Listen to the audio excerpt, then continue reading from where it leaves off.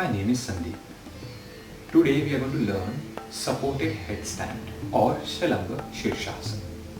This asana is also called as king of the asana.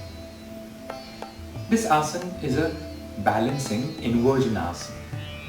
It requires a good practice of all the other practices like shoulder stand, half shoulder stand before you reach to a headstand.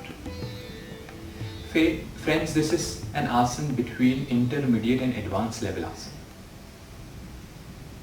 If you see anatomically, it affects the brain, the pituitary gland and also the prostate gland. It also impacts the livers, the kidneys. Also, it impacts the belly. When you perform this asana, your lower back, your spine also gets impacted and also the arms. If you see the benefits of this asana helps to calm the brain, relieving the stress and mild depression. It also strengthens the legs, the arms and also the belly. Friends, when you perform this asana is very good for diet. This asana helps to relieve the symptoms of menopause. Also, it is very good to tone the abdomen. It is very good for people who have asthma, people who have depression, digestion, also infertility. Very good also for insomnia, sinusitis and stress. It also works well for menopause. Friends, if you have high blood pressure, if you have neck problem, if you have back problem, if you have headache, avoid the practice. If you have low blood pressure, then don't start your practices with headstand. You can do it later. If you have a good knowledge of this practice and if you are doing it before, then during pregnancy you can try this, but only under supervision. Don't do it if you are already pregnant and then you want to try. Avoid it completely. This asana requires understanding of the body posture nicely. So don't do it suddenly in a haphazard way. Understand the body because you are going to stand on your head. So don't injure your neck, don't injure your shoulder. Especially when you see the position of the hand, if the upper arm is long and going above the head, then do it easily with the support of the hands. But if the upper arm is too short, then the compression can happen in the neck. So you can use blocks, stack the blocks, let the shoulders rest on the blocks so that the head is hanging loose, the weight is not coming on the head and compressing the neck. Friends, when you perform this asana, just one more thing to keep in mind, that if you are doing a shoulder stand before and then doing a headstand, it's okay. If you are comfortable doing a headstand first and shoulder stand afterwards, it is still okay. See what is comfortable to you. If you are ready to enter into headstand first, that is fine. There are few important things to keep in mind when we practice. So let's understand that. So to help our head by having some cushion, we are going to use a blanket. You will sit in Vajrasana and you will fold the blanket to make like a triangle. Can you see it's like a triangle? So keep the triangle so that you know what is the base. The triangle gives you some idea of how to place the position of the hands. Friends, after sitting in Vajrasana, lean forward and place the hands down. A lot of people, when they place the hands down, what they do is they just place the hands down without measuring. Measurement is very important because if you don't measure your hands, then there is a possibility that the strain can come on the shoulder because you don't know elbows are too closer or too far, and it can also become an issue during balancing. So how to measure this? Interlock.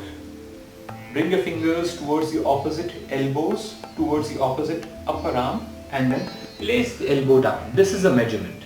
Now fix the elbow down, open the arms and interlock the fingers and keep it down. Remember, when you interlock the fingers, the last pinky toe should go a little inside because when you press the hands down, if the fingers are interlocked, the little finger, the pinky toe will start getting pressed. It can bring a little kind of discomfort. So don't do that. After interlocking the fingers, just bring the last little pinky toe inside so that it becomes a straight line, not compressing, not like this. Few people, they keep the elbows too close, then it's difficult to come forward. Few people place the elbow too far, then it also is difficult. So when you place the elbows on the ground, your elbows may be about 2 or 3 inches away from the knees. So measure, hold the opposite upper arm, elbow down. After keeping the elbow down, open the hands, fix the elbows, interlock the fingers, and let the little pinky toe go inside. Now this palm becomes like a wall which is going to support the back of the head. It will not allow the head to move forward. Measuring, opening, interlocking, last pinky toe in. Now fix this. After this position, what you will do is you will tuck the toes in, and then you will try to bring the crown of the head on the ground. Like this. The crown of the head is on the ground. Some people keep this particular area little below the crown of the head in front on the ground if they are comfortable. But a lot of time it's good to keep the crown of the head on the ground. See what is comfortable to you. After positioning well, let the back of the head, let the palm support the back of the head like a wall. Remain in this position for a while. See how you are able to feel. Is the crown of the head coming? And then can we remain here feeling the pressure which is slowly getting exerted towards the head region. Become comfortable when you do this.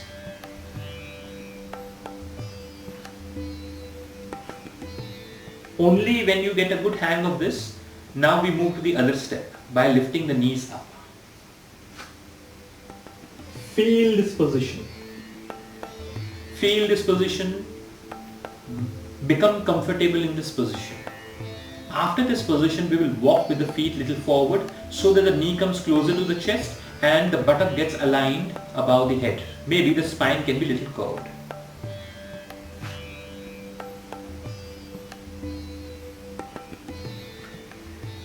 Once you come to this position, friends, it's little easier to lift the toes because now the weight is exactly vertical. So when you lift the toes, you can press the elbows, you can press the forearm, press the wrist little down on the ground to lift the toes. Also you can contract the abdomen in. I will show you how to do it.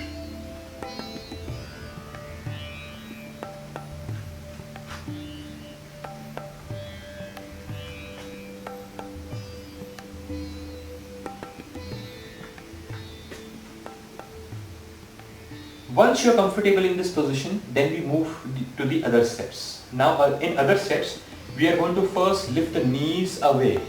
We are not going to straighten the legs simply from here. We are just going to bring the knees little away from the abdomen. And after the knee comes up, vertical, slowly lift your heels up. This is a classical way to go into a headstand.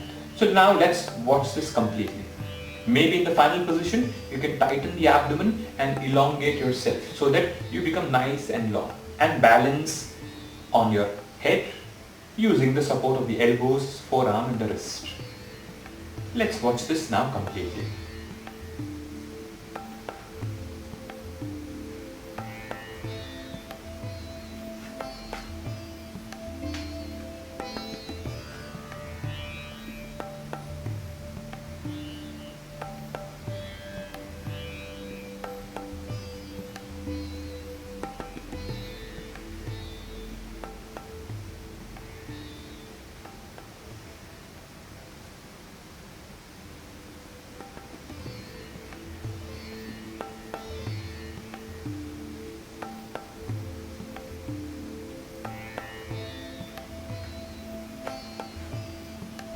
Then rest for a while.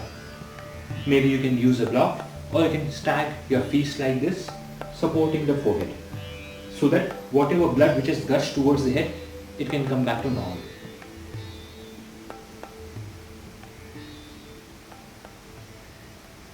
If you want, you can let the knees go apart and relax in a balasana, extended child's pose.